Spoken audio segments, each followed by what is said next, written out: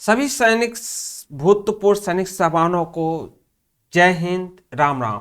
सभान एक central organisation ईसीसीएस से letter आया हुआ है जो पहले ईसीसीएस और न्यू ईसीसीएस गाइडलाइंस में बहुत सारे इम्पोर्टेंट परिवर्तन किए गए हैं। यदि आप भूतपूर्व सैनिक है तो ये वीडियो आपके लिए बहुत ही महत्वपूर्ण होने वाला है, ताकि इसके जानने के बाद आपको कहीं पर भी दर दर भटकने की जरूरत नहीं होगी। सारा जानकारी आपको इसमें एक एक करके बताया जाएगा।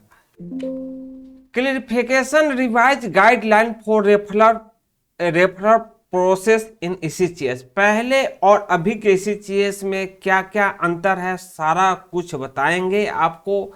Single referral for special consultation के लिए है कि अगर आपको पहले दिया जाता था वो कितना दिन वैलिडिटी था, अभी आपको दिया जा रहा है क्या क्या वैलिडिटी है। अभी का जो वैलिडिटी गवर्नमेंट ने डिसाइड किया हुआ है वो 180 दिन है। तो पहले कितना था उसको छोड़िए, अभी जो है कि आप कहीं पर भी जाते हैं तो 180 डे के लिए ये बहुत ही इंपॉर्टेंट है। तो 180 डी है। Treatment for 17 year and above beneficiary. यदि आपका उम्र 70 साल से अधिक हो चुका है तो आपको रेफरल के लिए कोई भी जरूरी नहीं है। आप डायरेक्ट ओपीडी में जाकर आप अपना ईसीसीएस कार्ड या टेम्पोररी स्लिप दिखाकर डायरेक्ट ट्रीटमेंट ले सकते हैं। जो भी हॉस्पिटल ईसीसीएस पैनल से जुड़ा हुआ है आप वहां पर डायरेक्ट जाइए, आपको किसी का भी रेफरल का जरूरत नहीं है।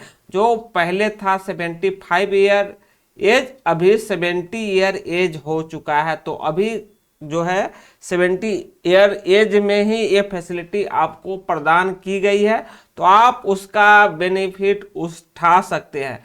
कुछ ऐसा इन्वेस्टिगेशन होता है जिसका कॉस्ट 3000 से ऊपर होता है, तो आपको रेफरल की जरूरत है। अगर आप कहीं किसी भी हॉस्पिटल में जा रहे हैं वहां पर डॉक्टर के द्वारा जांच लिखा जाता है तो ठीक है, सारा जांच आपके कर दिया जाएगा। जो जांच का कॉस्ट 3000 से कम होगा, सिंगल जांच की कॉस्ट 3000 से कम होगा, आपको वहीं पर उसकी जांच किया जाएगी। अगर किसी भी सिंगल जांच का कॉस्ट 3000 से ऊपर होता है तो आपको स्पेशल टेस्ट प्रोविजन के तहत आना पड़ेगा, और जो है कि उसके लिए एक special test provision does not apply to वेटनर then the beneficiary above the 70 year. However medicine prescribed by the empanel hospital will be collected only from the following clinic. अगर आपका उम्र 70 साल से अधिक है तो आपको स्पेशल ईसीसीएस का जो भी रेफरल होता है उसकी जरूरत नहीं है। यदि आपका एज 70 साल से कम है तब आपको स्पेशल रेफरल की जरूरत है, जिसमें जो है कि 3000 का एबव का आपकी जांच की स्वीकृति दी जाएगी, अनुमति दी जाएगी, तब जाके आपका 3000 से ऊपर का जांच जो है कि किया जाएगा। तो इस बात को ध्यान रखिए, बहुत ही वेरी वेरी इंपॉर्टेंट पॉइंट है हमारे सभी सैनिक साहबानों के लिए। ये बात उन तक जो है कि उनकी जानकारी होना चाहिए, नहीं तो अब क्या हॉस्पिटल में जाके आप भटकने लगिएगा या उनसे जो है कि उलझ जाइएगा। तो उलझने से अच्छा है कि आप खुद को जाने कि आपको क्या क्या फैसिलिटी प्रोवाइड की गई है और किस तरह से आप इसका फायदा उठा सकते हैं। सेकंड है एडमिशन इन पैनल हॉस्पिटल। तो अगर कोई भी हॉस्पिटल में आप जाते हैं तो आपका एडमिशन किया जाएगा, उसमें कोई दिक्कत नहीं है। वो जस्ट पहले था वैसा ही अभी चलेगा। तो सर्जरी का केस में हो, ऑर्गन ट्रांसप्लांट के केस में हो, liver, kidney, heart, ETC, post neuro surgery case, post brain stroke case require regular followup treatment, वो सारा कुछ इन स्टेज या renal disease followup the case of liver failure, cancer, autoimmune disorder like arthritis, बहुत सारे हैं, neurology disorder, तो ये सब है तो इसमें हो सकता है।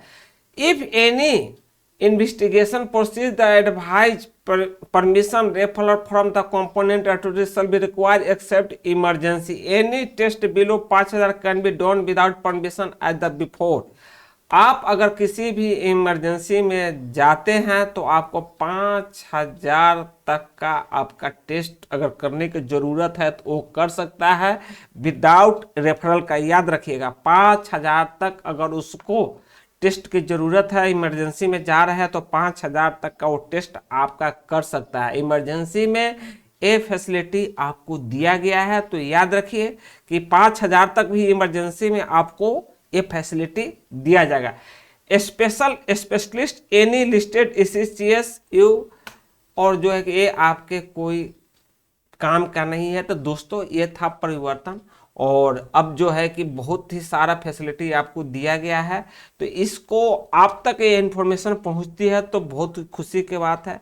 अगर हमारे भूतपूर्व सैनिक अन्य भाइयों हैं जिन तक ये इन्फॉर्मेशन नहीं पहुंच पा रही है, तो कृपया आप अपने वीडियो फेसबुक इंस्टाग्राम पर इस वीडियो को लिंक शेयर कीजिए ताकि यह इन्फॉर्मेशन उन तक भी पहुंच सके और उनको भी यह जानकारी का जो है प्रदान हो सके। तो यहीं पर साहबान मैं अपना वीडियो को समाप्त करता हूं। जाने से पहले एक बात आपको अवश्य कहूंगा कि वीडियो बनाने और कंटेंट लाने में बहुत सारे टाइम लगता है, तो इसका आप वैल्यू दीजिए और वीडियो को लाइक सब्सक्राइब शेयर जरूर कीजिए। बहुत बहुत धन्यवाद। जय हिंद, राम राम।